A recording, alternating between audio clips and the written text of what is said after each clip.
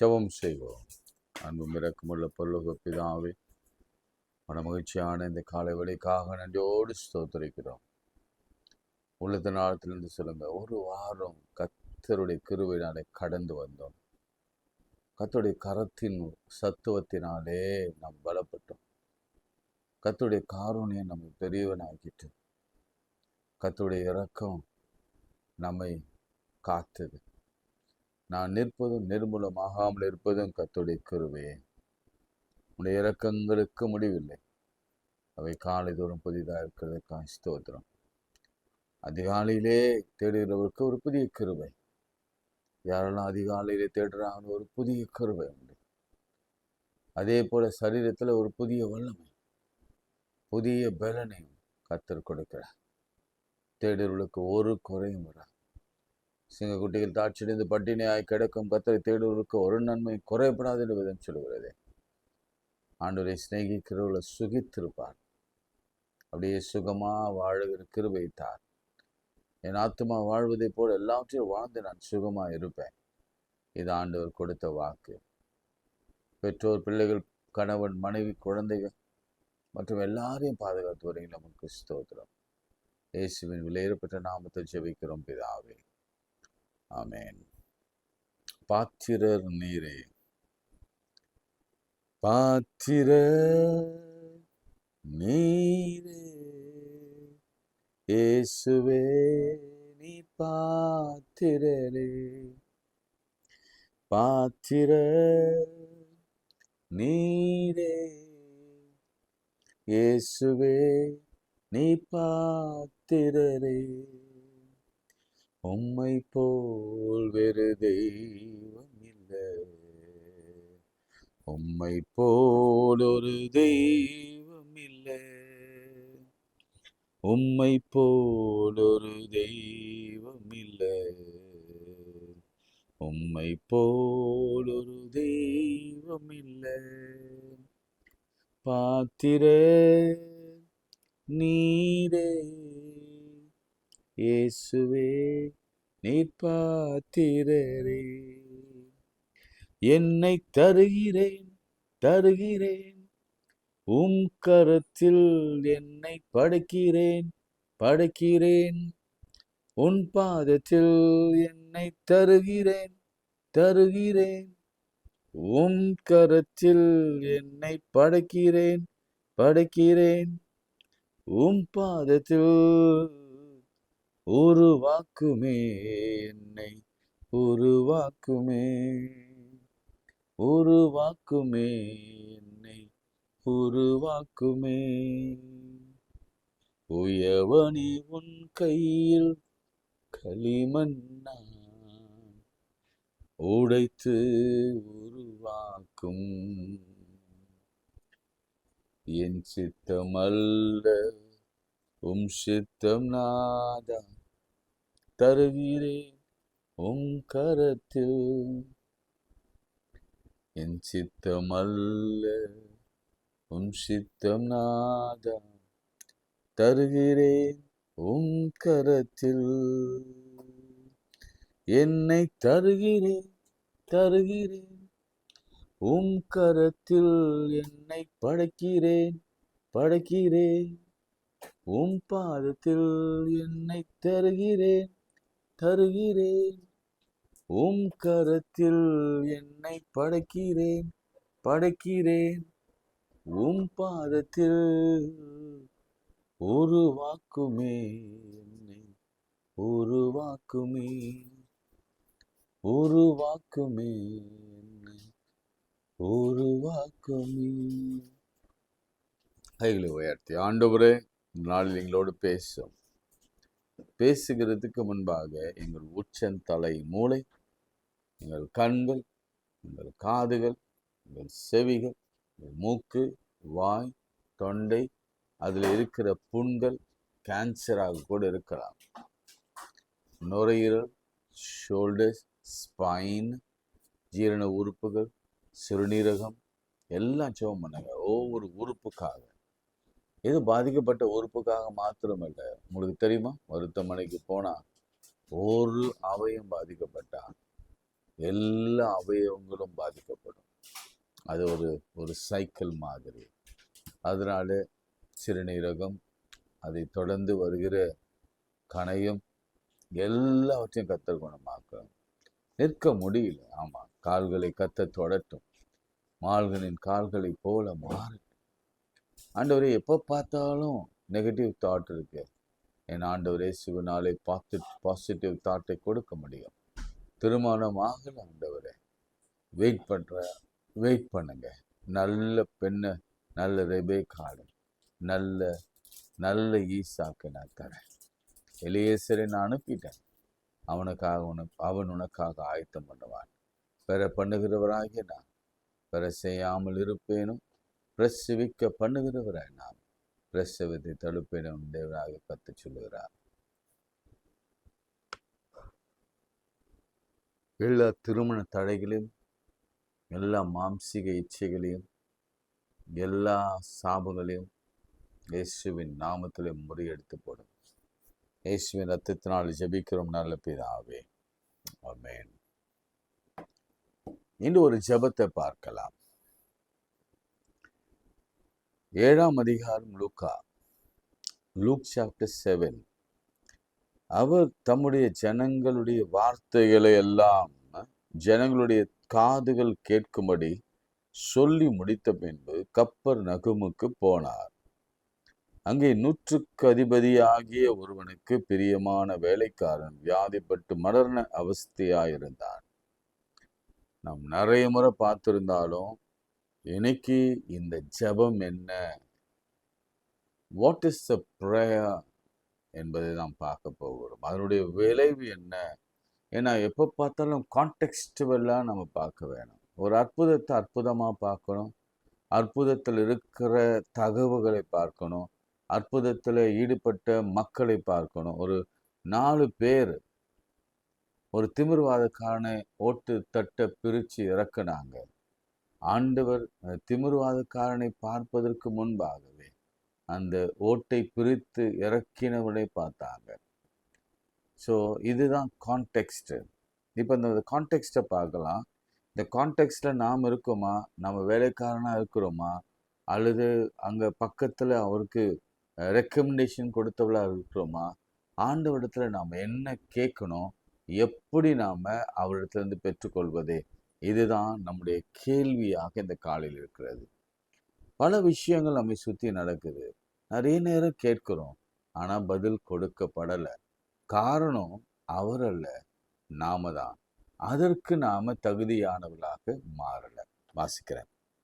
அங்கே ஒரு 100க்கு அதிபதியாக ஒருவனுக்கு பிரியமான வேலைக்காரன் வியாதிப்பட்டு மரணாவஸ்தையாயிருந்தான். அவன் இயேசு குறித்து கேள்விப்பட்ட போது அவர் வந்து தன் வேலைக்காரனை குணமாக்க வேண்டும் என்று அவரை வேண்டிக் கொள்ளும்படி யூதருடைய மூப்பரை அவரிடத்தில் அனுப்பினான். ஃபர்ஸ்ட், ஆண்டவரை பற்றி அறிந்திருந்தான். அறிந்ததுனாலே தான் மூப்பரை அழைத்து சொல்றான், இந்த இயேசுவை கூட்டிட்டு வாங்க, அவர் என் வேலைக்காரனை சுஸ்தமாக்குவார் என்று ரெக்கமெண்டேஷன். ஏன்னா பெரிய பெரிய பதவி. அதனால பெரிய பதவியில் இருக்கிறவங்கலாம் பாதி நேரம் நம்ம ஜெபிப்பதே இல்லை, ஆண்டவரை விசுவாசிப்பதே இல்லை. காரணம் நேரம் இல்லை, அல்லது பொறுப்பு கூடுதலாக இருக்கு, அல்லது மீதி எல்லாரும் எளியவர்கள் தான். இங்கே ஒரு எஜமான் தான் வேலைக்காரனுக்காக இறைவண்டல் செய்வதே என்பதே முதல் கருத்தான் அவங்களுக்கு சொல்ல முடியும். நாம நம்ம வீட்டு வேலை செய்கிற வேலைக்காரருக்காக ஜெபம் பண்ணியிருக்கிறோமா? ஏன்னா நாம நமக்காகவே ஜெபம் பண்றதில்ல. நான் ஏற்கனவே நேற்றெல்லாம் சொன்னேன், நம்ம வீட்டில் குடும்ப ஜெபங்கள் இல்லை. குடும்ப ஜெபங்கள் எப்போ உண்டோ அந்த வீட்டில் வெற்றி உண்டு. ஆமென், அல்லேலூயா. அதனால இந்த குடும்ப ஜெபங்களை நீங்க தயவு செய்து ஏற்படுத்துங்க. அது நானும் அதை ஏற்படுத்தணும்னு சொல்லி ஜெபம் பண்ணுங்க. குணமாக்க வேண்டும் என்று அவர் வேண்டிக் கொண்டான். யூதருடைய மூப்பரிடத்தில் ஆள் அனுப்பி அவர்கள் இயேசுவிடத்தில் வந்து அவரை கருத்தாய் வேண்டிக் கொண்டார்கள். எப்படி எலியா கருத்தாய் ஜெபம் பண்ணினான். அப்ப அந்த கருத்தாய் என்ற வார்த்தை என்னன்னா, உண்மையாக உள்ளத்திலிருந்து வருகிற ஒரு விசுவாச வார்த்தை அது. humble themselves and they ask Jesus. இல்லை, பொலைட்டா கேட்கறது தான். நம்பிக்கையோடு கூட கருத்தா ஜெபம் பண்றது. எலியா அப்படி கருத்தா ஜெபம் பண்ணா மழை வரக்கூடாது. நம்மை போல பாடுள்ள மனுஷன்தான். மழை வரக்கூடாது, மழையாகிலும் பனியாகிலும் பெய்வதில்லை. ரெண்டாவது தடவை கருத்தா எப்படி ஜெபம் பண்ணா, கர்த்தாவே வானத்து மதகுகளை திறந்தருளும், பஞ்சம் நிற்கட்டும். ஒரு உள்ளங்கை மேகத்தை நாம் பார்த்தோம், பெரும் மழை இழைச்சலின் சத்தத்தை நாம் கேட்டோம். கருத்தா ஜெபம் பண்ணோம்.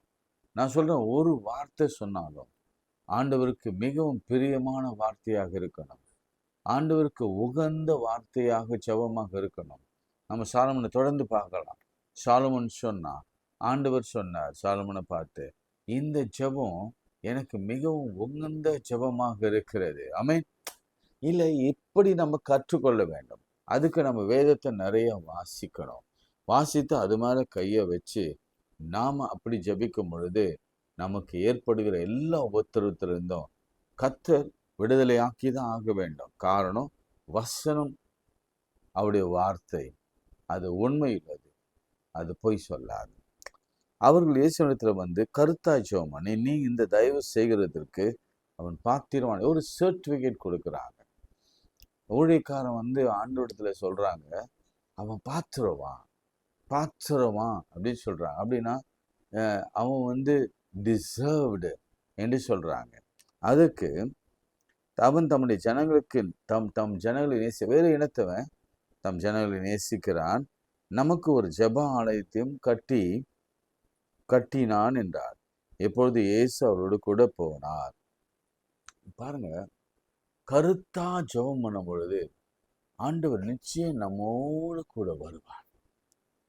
இயேசு கூட வருவார், எல்லா வித அற்புதம் செய்வார், நோய்கள் பேய்கள் ஓட்டிடுவார், நொந்து போன இருதயத்தை காத்திடுவார், இயேசு கூட வருவார். இதுல அப்ரிஷியேட்டபிள் விஷயம் என்னன்னா, இயேசு அந்த ஆட்கள் கூப்பிட்ட பொழுது போனார். He was very happy to go home. இன்னைக்கு நம்முடைய வீட்டுக்கு ஆண்டவர் வருவதற்கு நாம தகுதியா இருக்கிறோமா, பாத்திரரா இருக்கிறோமா? அப்படின்னு கேஸ் இல்லைன்னா நாம நம்முடைய பாத்திரம் இல்லை என்பது ஆண்டவரிடத்தில் நாம் சொல்ல வேண்டும். இங்க இயேசு அவர்களை நோக்கி கூட போனார். நூற்றுக்கு அதிபதி தன் சிநேகிதரை நோக்கி, இப்போ யார் அனுப்புறான்னா முக்கியமான அவருடைய நண்பர்களை அனுப்புகிறார். முதல்ல அவங்க ரிலீஜியஸ், அவங்க கீழே வேலை செய்கிறவங்களை அனுப்பினார். இப்போ ஆண்டவரை சந்திக்க வெரி க்ளோஸ் ரிலேட்டிவ் அனுப்புகிறார். பிரியமானவர்களே, நாம கூட நம்ம ஜெபத்திற்காக பல உதவிகளை கேட்பதில் எந்த தவறும் இல்லை. இல்லை, எல்லாம் சேர்ந்து ஜெபம் பண்ணலாம். நண்பர்கள், உறவின் மக்கள், அப்புறம் வந்து தாய் வீட்டை சேர்ந்தவங்க, மாமனார் வீட்டை சேர்ந்தவங்க, இப்படி என்று பலர் உதவியை நாடலாம். இங்கே நண்பர்களை வித்தியாசத்தை நீங்க கவனிக்கணும். முதல்ல ஒரு செட் ஆஃப் பீப்புள் போனாங்க. அவங்க வந்து இயேசுவை கருத்தா ஜெபம் பண்ணி கொண்டாங்க. இங்க அங்க சிநேகிதனை அனுப்புகிறார். சொல்லும்போதே சொல்றார், நீங்க இடத்துல போய், நீ ஆண்டவரே நீர் வருத்தப்பட வேண்டாம், நீர் என் வீட்டுக்கு வாசலுக்குள் வருவதற்கு நான் பாத்திரன் அல்ல. நல்ல பிரேயர் இது. அதனாலதான் இதை நான் எடுத்தேன். நம்ம வீடு ஆண்டுடைய வருகைக்கு பாத்திரமா இருக்கா? நம்ம வீட்டில் எல்லாமே இருக்கு. டிவி இருக்கு, மொபைல் இருக்கு, லேப்டாப் இருக்கு, கேபிள் கனெக்ஷன் இருக்கு, வைஃபை மோடம் இருக்கு, இங்கே சினிமா பாடல்கள் இருக்கு, நாடகங்கள் இருக்கு, அல்லது களியாட்டங்கள் இருக்கு, பலவிதமான பாவங்கள் இருக்கு. இவை எல்லாவற்றையும் மத்தியில அவன் சொன்ன வார்த்தை, ஐயா அவங்க பார்த்து 2 சர்டிஃபிகேட் கொடுத்தாங்க, ஆனா உள்ளபடியே நான் கன்ஃபஸ் பண்றேன், I am not worthy, I am not deserved enough. அவர் சொல்றாரு, நான் வந்து worthy இல்லப்பா, ஆண்டவரே நீர் வருவதற்கு நான் அப்போ அவனை நிலையை பாருங்க. ஏவந்தோ அவன் ஆலயங்களை கட்டி கொடுத்தவன், ஜெபாலயங்களை கட்டி கொடுத்தவன், அதே மாதிரி நம்முடைய இனத்தவரிடத்துல மிகவும் பிரியமா இருந்தவன், அவன் சொல்றான், நான் பாத்திரன் அல்ல. நம்ம ஜெபத்துல நம்ம அடிக்கடி சேர்த்து கொள்ள வேண்டிய இன்னொரு முக்கியமான விஷயம், தேவனே இறங்கும். நம்ம அதை பற்றி ஒரு நாள் பார்க்கலாம். கர்த்தாவே என் எல்லையை விரிவாக்கும், அதை பார்த்தோம். கர்த்தாவே எனக்கு ஞானமுள்ள இருதயத்தை தாரும், உகந்த ஜெபமாக இருந்தது. கர்த்தாவே என் ஆயுசு நாட்களை பூர்ணப்படுத்தும், அதை குறித்து பார்க்க போறோம். எலியா கருத்தா ஜெபம் பண்ணா, வானத்து மதகுகளை திறங்க ஆண்டவரேன்னு சொன்னா, வாசல் திறந்தப்பட்டது, மழை, பெரும் மழை பொழிந்தது, ஒரு உள்ளங்கை மேகம் தான் வந்தது. இன்னைக்கு தேவையோடு காத்திருக்கிற உங்களை பார்த்து ஆண்டவர் சொல்லுகிற வார்த்தை என்ன? Are you deserved? நீங்க பாத்திரரா இருக்கிறீங்களா? அல்லது நீங்க இதுக்கு தகுதியா இருக்கிறீங்களா? ஆண்டவர் உள்ளே வருவதற்கு நம்முடைய இல்லம் அது பரிசுத்தம் இல்லமாக இருக்கிறதா? இல்லைனாலும் பரவாயில்ல, ஆண்டவர் எல்லா வாசலுக்கு முன்பாக கதவை தட்டுகிறார். அப்படி இல்லாத வீடுகளிலும் அவர் பிரவேசித்து அந்த வீட்டில் உள்ளவைகள் எல்லாம் பரிசுத்தப்படுத்த, பரிசுத்தவான்களாக மாற்ற அவர் பிரியமா. ஏனென்றால் அவருடைய அவருடைய அவருடைய அழைப்பே, அவர் வந்ததின் நோக்கமே அதுதான். நான் உன்னிடத்தில் வரவும் என்னை நான் பாத்திரனாக எண்ணவில்லை, வார்த்தை மாத்திரம் சொல்லும், அப்போது உன் வேலைக்காரன் சொஸ்தமாவான். நான் அதிகாரத்துக்கு கீழ்ப்பட்டவனாயிருந்து எனக்கு கீழ்ப்பட்டிருக்கிற சேவகரும் உண்டு. நான் ஒருவனை போவென்றால் போகிறான், மற்றவளை வாவென்றால் வருகிறான், என் வேலைக்காரன் இதை செய் என்றால் செய்கிறான் என்று சொன்னான். அவனுடைய அவனுடைய அவனுடைய வார்த்தையை கவனிங்க. எனக்கு எல்லாம் இருக்கு, எனக்கு நிறைய வேலைக்காரர் இருக்கிறாங்க, நான் வேலை செய்ய வேண்டிய அவசியம் இல்லை. ஆனாலும் நீங்க என்னிடத்தில் வருவதற்கு என் வீடு பாத்திரவான் அல்ல. அப்படி சொல்லி முடிச்ச பிறகு ஏசி வேலை கேட்டு அவனை குறித்து ஆச்சரியப்பட்டு, இதுதான் நம்ம ஜபத்தின் அறிக்கையும் ஜபத்திலே காணப்படுகிற வேர்டிங்ஸும் இப்படிதான் ஆண்டவரை ஆச்சரியம் ஊற்றணும். நான் ஏற்கனவே முன்னாடி சொன்னேன், என் காலில் எப்படி நடந்ததுன்னு சொன்னேன். கேமல் நீ மாதிரி ஆச்சு. நிறைய நேரம் நான் படுத்து ஜெபம் பண்ணுவேன், சாஷ்டாங்கமாக விழுந்து. அல்லது எலியா மாதிரி என் கால் முட்டி இருக்கும், அதே போல் என் நெற்றி தரையில் இருக்கும். ரொம்ப நேரம் செய்ய முடியாது, ஏன்னா நமக்கு கொஞ்சம் ஸ்டமக்கும் பெருசு தானே. எனவே அப்படியும் நான் ஜெபம் பண்ணியிருக்கிறேன். என் ஆண்டவர் இடத்துல நாம் தேடும் பொழுது ஆண்டவரிடத்துல இந்த அப்ரிசியேஷன் பெறணுமே தவிர, ஏதோ ஆண்டவர் கொடுப்பார், அப்படியே டேபிள்லே உக்காந்து, கட்டிலே உக்காந்து, சேர்லே உக்காந்து ஜெபம் பண்றது என்பதெல்லாம் செலம்படிக்கிற மாதிரி, காற்றிலே செலம்படிக்கிற மாதிரி. இங்க அவர் சொன்னார், திரளான ஜனங்களை நோக்கி, இஸ்ரவேலுக்குள்ளும் நான் எப்படிப்பட்ட விசுவாசத்தை காணவில்லை என்று உங்களுக்கு சொல்லுகிறேன். அனுப்பட்ட வீட்டுக்கு திரும்பி வந்து வியாதியா கிடந்த மனுஷன் சுகமடைந்தான் என்று கண்டார்கள். பேசிக்கொண்டிருக்கும் பொழுதே ஆண்டவர் மனசுல ஒரு காரியத்தை நிர்ணயம் பண்ணிட்டார். என்ன நிர்ணயம் பண்ணினார்? எப்போ அவன் அம்பலா வீட்டுக்கு கூப்பிட்டாங்களோ, எப்போ அவங்க சிநேகிதர் வந்து இந்த வார்த்தையை சொன்னாங்களோ, அதுக்கு முன்னாடி ஆண்டவர் சுகத்தை அனுப்பினார். இன்னைக்கு உங்க வாழ்க்கையில வீட்டுக்குள்ள இருக்கிற எல்லா கோணல் மாறலான காரியங்கள், திருமண தடைகள், சாபங்கள், தோல்விகள், பிள்ளைகளை குறித்து பாரங்கள், திருமணமாகல என்ற நிலை, டிவோர்ஸ் ஆக போகிறது என்ற ஒரு சூழ்நிலை, என் வீட்டுக்குள்ள ஒரு சத்துரு கிரியை செய்து கொண்டிருக்கிறான், ஜெபம் பண்ண முடியல, வேதம் வாசிக்க முடியல, என்னால் பாட்டு பாட முடியல, தொலைக்காட்சியில் ஆண்டவருடைய வசனத்தை நான் கேட்க முடியல என்றெல்லாம் அங்கலாய்த்து காத்திருந்தாலும் நீங்க சொல்ல வேண்டிய ஒரு வார்த்தை, ஆண்டவரே நீர் என் வீட்டுக்கு வருவதற்கு நான் பாத்திரன் அல்ல. ஆனால் ஆண்டவர் சொல்வார், நீ பாத்திரன், நான் உன் வீட்டுக்கு வருவேன் அப்படி சொல்றார். நீ பாத்திரன். எப்போது உன்னை நீ தாழ்த்தி ஐ எம் நாட் வேர்தி அப்படின்னு சொல்லும் பொழுதே கர்த்தருடைய பார்வையில நீங்க வேர்தியா மாறுறீங்க. நீங்க என்ன கேட்கிறீங்களோ அது எப்படி நடக்கும்னா, அவர் நினைவிலிருந்து தோன்றும். வசனம் சொல்லுகிறது, நாம் நினைவிலும் தோன்றவில்லை, ஆனால் அவர் நினைவிலிருந்து தோன்றுகிற காரியம் அந்த வேலைக்காரனை சுகமாகிற்று. ஹல்லேலூயா. இன்னைக்கு ஆண்டவர் நம் வீட்டுக்கு வருவதற்கு முன்பாகவே, நாம் கூப்பிடும் முன்பு அவர் நினைவுகளிலே இந்த வீட்டை ஒழுங்குபடுத்தணும் என்பதை அவர் புரிந்திருக்கிறார். பேதுரு வீட்டுக்கு வருகிறார். ஜுரமாயிருக்கிற பெண்ணை தேடி போய் எழுப்புகிறார். பேதுரு வீட்டுக்கு வருகிறார். அவனிடத்துல காசு இல்லை என்று இவர் நினைத்து அவருக்கு தெரியும். அப்பா, நீ தூண்டில் போடு, உனக்கு ஒரு மீன் கிடைக்கும் என்று சொன்னார். ஒரு வீட்டுக்குள் வந்தா சமாதானம் உண்டாகும். அவர் வீட்டுக்குள்ள பிரவேசித்தால் அங்கு குறைவுகள் நிறைவாக மாற்றும். நீங்க புதிய ஏற்பாட்டில் இயேசு எந்தெந்த இடத்துல வீட்டுக்குள்ள வந்தார் என்ற அந்த ஒரு ஒரு ஒரு சின்ன தீசிஸ் எழுதி பாருங்க. எழுதும்போது அந்த வீட்டில் இருக்கிற ஒவ்வொருவருக்கும் கர்த்தர் அற்புதம் செய்ததாக நமக்கு சரித்திரம் சொல்லுகிறது. ஒரு வீட்டுக்குள்ள ஆசாரியன், ஒரு வீட்டுக்குள்ள தீர்க்கதரிசி நுழைவான்னா அந்த வீட்டின் தேவைகளை எல்லாம் கர்த்தர் அவன் நிமித்தமாய் சந்திப்பார். அந்த வீடு பாத்திரம் இல்லை, அந்த வீடு ஏழ்மையான வீடு. தேவ புத்திரரின் பிள்ளைகள் பட்டினியும் பசியுமாய் கிடக்கிறாங்க.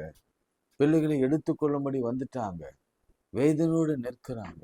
அப்ப எலிசா அந்த வீட்டில் இருக்கிற கொஞ்சம் எண்ணெய அவர் அப்படியே பெருக பண்ணினார். கடனை அடைத்து மீதம் வைத்து ஜீவனம் பண்ணும்படி கர்த்தர் ஒரு அற்புதத்தை செய்தார்.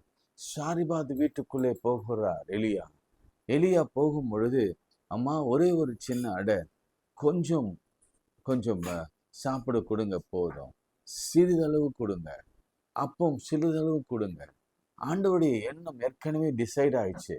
எலியாவை சாரிபாத்தில் போஷிப்பேன், எலிசாவை இந்த சுனேமியால் குடும்பத்துல வந்து போஷிப்பேன். அல்லேலூயா. இன்னைக்கு உன் குடும்பத்துல வந்து ஆண்டவர் ஆளுகை செய்து உன் தேவைகள் குறைவுகள் எல்லாம் நிறைவாக்கி உன்னை பாத்திரனாக மாற்றுவார். இன்னைக்கு எத்தனை பேர் நம்புறீங்க என் வீட்டுக்கு ஆண்டவர் வருவார் என்று? குடும்பமாக முழங்கால் படிடுங்க, நிச்சயம் கர்த்தர் வந்து அற்புதம் செய்வார். சோமடலாம். ஆண்டவரே, எங்க தேர்வுக்காக காத்திருக்கிற என் பிள்ளைய கர்த்தர் கண்ணோக்கி பாருங்க, நல்ல தேர்வு எழுதி முடிக்க உதவி செய்யுங்க.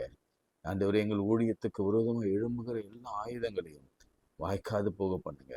எங்களுக்கு எதிராக திரும்பினவர்களை பின்னிட்டு போகும்படி பண்ணுங்க. அவர்களுக்கு வேண்டிய ஜட்ஜ்மெண்ட்டை கர்த்தர் செய்யுங்க. இப்பொழுதும் வியாதியின் மத்தியிலே, பலவீனத்தின் மத்தியிலே, நோய்களின் மத்தியிலே, கஷ்டத்தின் மத்தியிலே, கண்ணீரின் மத்தியிலே, பெரும் துயரத்தில் இருக்கிற ஒவ்வொரு பிள்ளைகள், திருமணமாகாத பிள்ளைகளுக்கு ஒரு வாழ்வு, திருமண வாழ்வு, டிவோர்ஸிலே போய்கொண்டிருக்கிற பிள்ளைகளுக்கு இணைந்து வாழ்கிற ஒரு கிருபை, குழந்தை இல்லாதவருக்கு பெற செய்கிறவராகிய நான் பெற செய்யாமல் இருப்பேன் என்று சொல்லுகிற வாக்குத்தத்த செய்தி, அநேக ஆசீர்வாதை தந்து ஆசீர்வதிங்க. எங்களை தாழ்த்துகிறோம். நாங்கள் பாத்திரவான் அல்ல, நாங்கள் தகுதியானவர்கள் அல்ல. we are not deserved. இருந்தாலும் என் ஆண்டவரின் வீட்டுக்கு வருவார். இயேசுவின் நாமத்தில் ஜெபிக்கிறோம் நல்ல பிதாவே, ஆமென். நமது ஆண்டவராக இயேசு கிறிஸ்துவின் கிருபை, பிதாவாகிய தேவனுடைய அன்பு, பரிசுத்த ஆவியின் ஐக்கியம் நம் அனைவரோடு மீண்டும் மீண்டும் சதாக்கள் நிலைத்திருப்பதாக. ஆமென். God bless you.